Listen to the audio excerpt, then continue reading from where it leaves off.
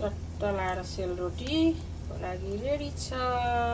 सेलरोटी चाहिँ मैले अघि दिनमै मोलेर बिहानैदेखि राखेको है। अघि नै बनाउँथेँ, तेल चाहिँ थियो, फेरि म चाहिँ घिउमा बनाउने भएर चाहिँ बनाउनु लाग्दैछु। मोमो रन्चेस है, घिउमा बनाएको चाहिँ अलिक अर्कै खालको मिठो टेस्ट आउँछ क्या, त्यही भएर तेलको अर्कै टेस्ट हुन्छ, घिउको चाहिँ अर्कै टेस्ट हुन्छ। यो घिउ चाहिँ ठुलोबाट आउँथ्यो अरू बेला चाहिँ, आज फेरि सानो सानोबाट मात्रै पाएँ क्या। ठुलोबाट हालेको भए चाहिँ एकैचोटि खोलेर हालेको भए चाहिँ ढुक्क हुन्थ्यो मलाई पनि। अब यस्तो यो दुईवटा हाल्नुपर्ने भयो है। अर्को पनि खोलेर हाल्छु। अनि अहिले रोटी बनाउँछु। ल है ल, घिउ हालेर घिउ रनक्कै रन्किरहेको छ। अब मसँग छ सेलरोटीको यस्तो दामी भएको छ। यहाँ नै अघि मैले घिउ हालेर मोलेको छु। घिउ चाहिँ यस्तो सानो सानो डिब्बाको भयो। पुरा खराउनुपर्छ कि यसलाई, खराएन भने राम्रो रोटी नै बन्दैन। डोना थापालाई डाँडामा भोलि भेटेर लिम्बुनीको सेलरोटी चखाउनु पर्नेछ डोना थापालाई।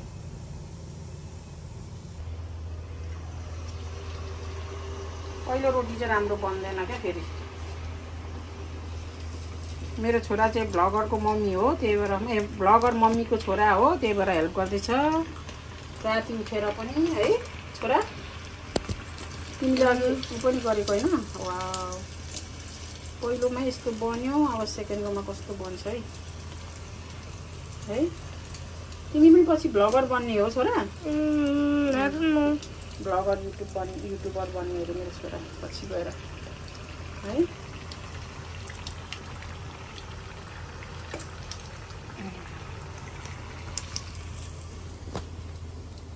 साह्रो पो हुन्छ कि देखो रोटी त है। नेक्स्ट वान है त बाक्लो भयो जस्तो छ यार।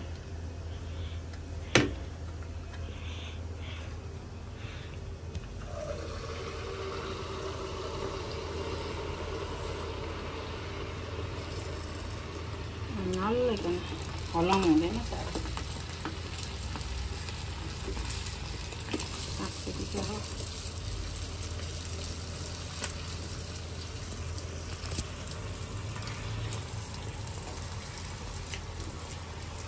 बन्नु चाहिँ बन्यो, कस्तो हुने हो खाने टेस्ट चाहिँ फेरि है।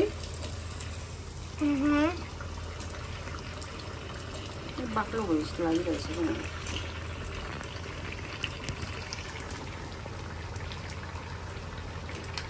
नजिक लैजाऊ, टाढो नलैजाऊ।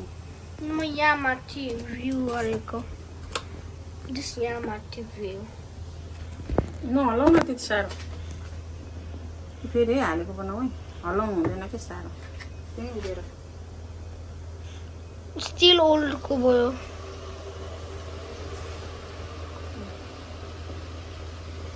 बाक्लो भयो जस्तो छ दाउनु।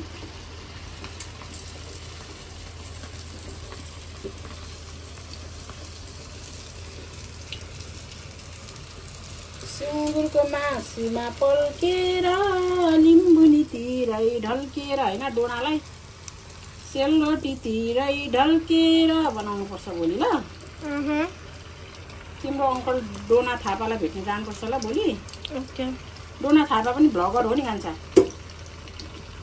त्यही भएर पो जाम आँटेको त। मम्मी पनि थाहा छ कि थाहा छैन तिमीलाई? थाहा छ? बोल्नु पनि पर्छ त, भ्लगर भएर खै बोलेको।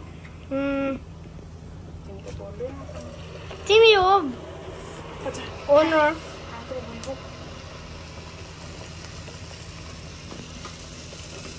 बनेन कि क्या हो बोलेको? कहाँ यहाँ चाहिँ ढेम्टी हुन्छ त, बबी हाम्रो टोमी जस्तै हुन्छ। बाबा र बबी हाम्रो टोमी जस्तै हुन्छ नि त।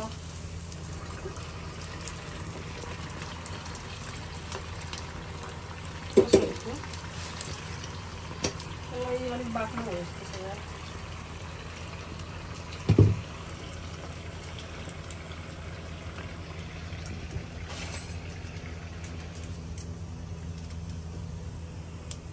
स्वाम्म पारेर ल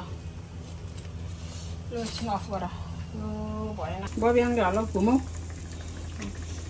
बबिहाङले चाहिँ मलाई 12 बजे राति उठेर पनि हेल्प गर्दैछ है मम्मीलाई हैन नानी मैले घिउमा टट पोल्दैछु यति भइसक्यो ल रेडी भइसक्यो है हाम्रो रोटी चाहिँ जुल्ठो र बिजी छु म त घिउ ल्याएर घिउमा रोटी बनाउँदैछु भोलि डोनालाई भेट्नुको लागि बोकै भन्छ साथीहरूले रोटी मलाई ल फाइनली चाहिँ आमा छोराले चाहिँ सेलरोटी पोलिसक्यौँ घिउको सेलरोटी चाहिँ अलिक सेतो सेतो हुन्छ है तेलमा पोल्यो भने चाहिँ कालो रातो हुन्छ खरिन्छ र घिउमा चाहिँ निकै बेर राख्यो भने त्यति साह्रो खरिँदैन क्या त्यही भएर घिउको चाहिँ अलिक नै हुन्छ है सेतो सेतो हुन्छ तर एकदम खाँदा चाहिँ मिठो छ क्या अनि धेरै रात छिप्यो अझै मैले चाहिँ आधा चाहिँ पिठो राखिरहेको छु भोलि बिहान बनाउँछु भनेर मैले चाहिँ भोलि फेरि बनाएर तातो तातो बनाएर खानु लाने हो है त हजुरहरूलाई त बाई बाई।